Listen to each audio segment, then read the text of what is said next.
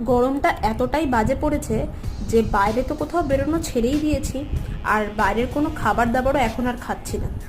যাই হোক, জলি অনেকদিন ধরেই বলছিল যে এই শোয়ারমা রোলটা ট্রাই করবে।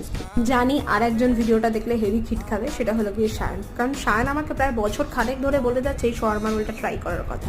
আমার কোনোদিনও এটা দেখে খুব যে আহামরি কিছু খেতে হবে সেরকম মনে হয়নি, তাই কখনোই ট্রাই করা হয়নি। তো সেই দিন চলে এসেছিলাম তিনজনে হঠাৎ করে। তো এখানে কি কি ইনগ্রিডিয়েন্টস আছে চলো তোমাদেরকে একটুখানি বলে দিই।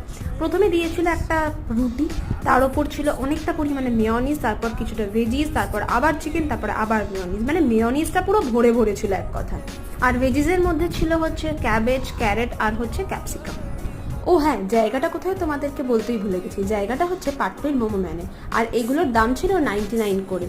ওই দিকটাতে মারাত্মক ভিড় থাকায় আমরা এই দিকটা চলে এসেছি। আর এই পার্টে তোমাদেরকে রিভিউ দিতে পারলাম না, নেক্সট পার্টের জন্য ওয়েট করো, আর তার জন্য চ্যানেলটাকে সাবস্ক্রাইব করে নাও।